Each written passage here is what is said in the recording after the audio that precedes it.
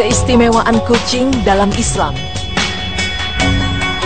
Banyak mitos yang bertebaran di setiap kehidupan kucing, mulai dari memiliki 9 nyawa hingga dianggap sebagai jelmaan dewa, seperti yang terjadi pada masa dinasti Fir'aun sekitar 3000 tahun yang lalu. Kucing amat dipuja karena dianggap sebagai titisan dewa, lain di Mesir, lain pula di Eropa. Di dataran ini, kucing dianggap sebagai sihir setan atau pembawa bencana. Tak pelak lagi, pada masa abad ke-8 terjadi pemusnahan besar-besaran terhadap hewan lucu ini hingga menyebar ke Afrika Utara. Padahal, wabah yang oleh masyarakat saat itu dianggap sebagai kutukan adalah jenis penyakit pes yang diakibatkan oleh meledaknya populasi tikus dan penurunan populasi kucing sebagai predator. Di dalam perkembangan peradaban Islam, kucing hadir sebagai teman sejati. Nabi Muhammad memiliki seekor kucing yang diberi nama Mueza. Suatu saat dikala Nabi hendak mengambil jubahnya, ditemuinya Mueza sedang terlelap tidur dengan santai di atas jubahnya. Tak ingin mengganggu hewan kesayangannya itu, Nabi pun memotong belahan lengan yang ditiduri Mueza dari jubahnya. Ketika Nabi kembali ke rumah, Mueza terbangun dan merunduk sujud kepada majikannya.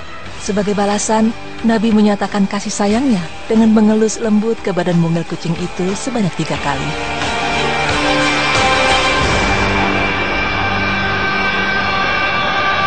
Dalam aktivitas lain, setiap kali Nabi menerima tamu di rumahnya, Nabi selalu menggendong Mueza dan ditaruh di pahanya.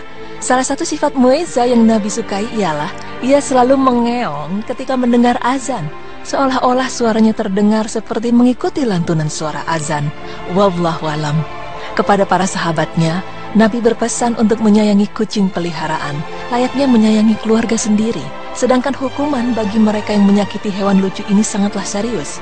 Dalam sebuah hadis sahih Al-Bukhari, dikisahkan tentang seorang wanita yang tidak pernah memberi makan kucingnya dan tidak pula melepas kucingnya untuk mencari makan sendiri. Kemudian Nabi Muhammad SAW pun menjelaskan bahwa hukuman bagi wanita ini adalah siksa neraka.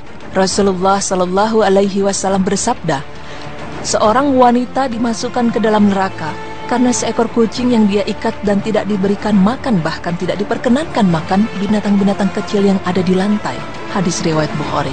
Namun, tahukah Anda bahwa ternyata tak hanya Nabi Muhammad saja yang menyukai kucing? Istri Nabi sendiri, Aisyah binti Abu Bakar pun amat menyukai kucing dan merasa amat kehilangan dikala ditinggal pergi oleh si kucing. Seorang sahabat yang juga ahli hadis, Abdurrahman bin Sakhur al-Azzi, diberi julukan Abu Hurairah atau bapak para kucing jantan karena kegemarannya dalam merawat dan memelihara berbagai kucing jantan di rumahnya. Lalu bagaimanakah kedudukan kucing dalam Islam? Benarkah para tokoh Islam terdahulu sampai memberi penghormatan untuk hewan lucu dan menggemaskan ini? Pada abad ke-13, sebagai penghargaan masyarakat Islam, rupa kucing dijadikan sebagai ukuran cincin para khalifah, termasuk porselen hingga mata uang. Bahkan di dunia sastra, para penyair tak ragu untuk membuat syair bagi kucing peliharaannya yang telah berjasa melindungi buku-buku mereka dari gigitan tikus dan serangga lainnya. Dalam buku yang berjudul Cats of Cairo, pada masa dinasti Mamluk, Baybars al-Zahir, seorang sultan yang juga pahlawan garis depan dalam perang, ia sengaja membangun taman-taman khusus bagi kucing dan menyediakan berbagai jenis makanan di dalamnya. Tradisi ini telah menjadi adat istiadat di berbagai kota-kota besar negara Islam.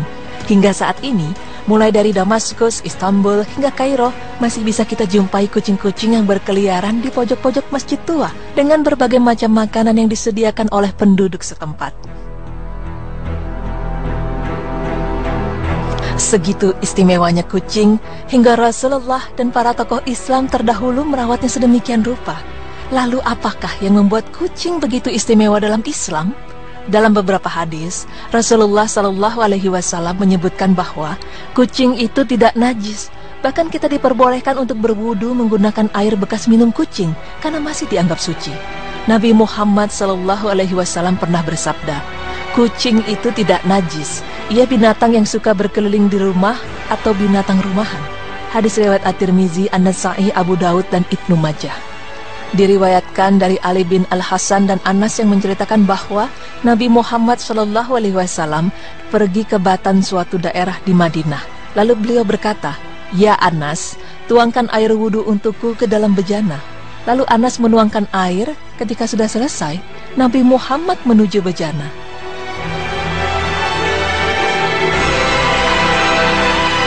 Namun seekor kucing datang dan menjilat bejananya. Melihat itu, Nabi Muhammad SAW berhenti sampai kucing tersebut berhenti minum lalu berwudu. Nabi Muhammad ditanya mengenai kejadian tersebut.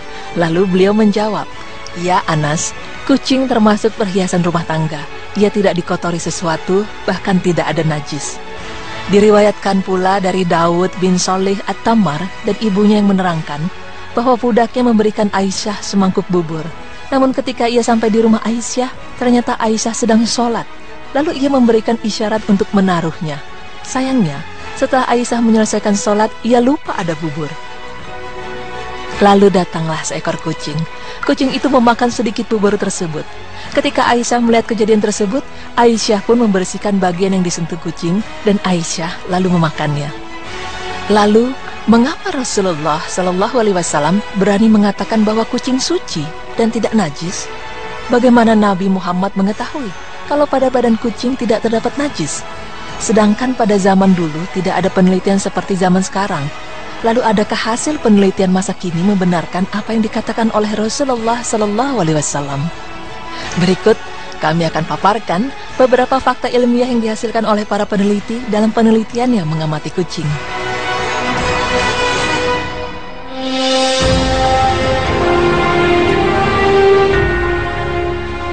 Fakta ilmiah pertama, berdasarkan penelitian, ternyata ditemukan pada kulit kucing terdapat otot yang berfungsi untuk menolak telur bakteri.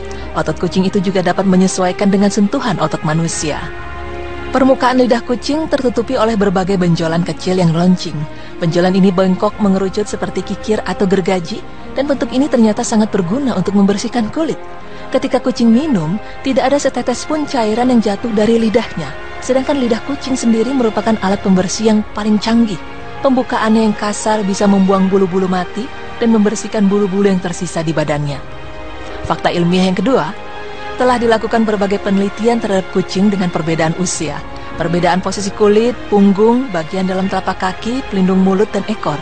Pada bagian-bagian tersebut, dilakukan pengambilan sampel dengan usapan. Di samping itu dilakukan juga penanaman kuman pada bagian-bagian khusus, lalu diambil juga cairan khusus yang ada pada dinding dalam mulut dan lidahnya. Hasil penelitian yang didapatkan sungguh menakjubkan. Dari kulit luar, ternyata negatif berkuman, meskipun dilakukan berulang-ulang kali percobaan. Perbandingan yang ditanamkan kuman memberikan hasil negatif sekitar 80% jika dilihat dari cairan yang diambil dari dinding mulut. Sedangkan cairan yang diambil dari permukaan lidah juga memberikan hasil negatif berkuman. Sekalinya ada kuman yang ditemukan saat proses penelitian, kuman itu masuk kelompok kuman yang dianggap sebagai kuman biasa yang berkembang pada tubuh manusia dan masih dalam jumlah yang terbatas seperti Enterobacter, Streptococcus, dan Staphylococcus. Jumlahnya pun kurang dari 50.000. Yang tidak kalah menakjubkan, dalam tubuh kucing tidak ditemukan kelompok kuman yang beragam. Dari berbagai sumber yang dapat dipercaya dan hasil penelitian laboratorium menyimpulkan bahwa kucing tidak memiliki kuman dan mikroba, bahkan liurnya pun bersih dan mampu membersihkan kuman. Menurut Dr. George Maksud, Ketua Laboratorium di Rumah Sakit Hewan Baitarah, jarang sekali ditemukan adanya kuman pada lidah kucing. Bahkan dia menggambarkan, jika kuman itu ada di tubuh kucing, maka kucing itu akan sakit. Sedangkan Dr. Jan Gustafsir menemukan bahwa kuman yang paling banyak terdapat pada anjing. Tak hanya itu, dokter hewan di Rumah Sakit Hewan Damaskus, Said Rafah, menegaskan bahwa kucing memiliki perangkat pembersih yang bernama lysozyme. Lalu mengapa kucing bebas dari kuman?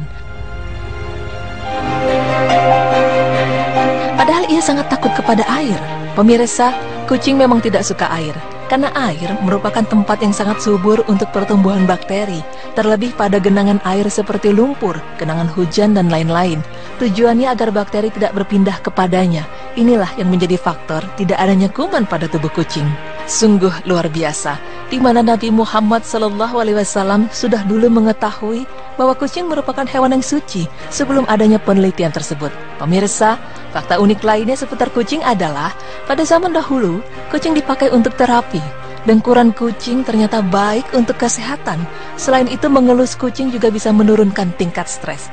Oleh karena itu, kucing adalah binatang yang tubuhnya, keringatnya, bekas dari sisa makanannya adalah suci.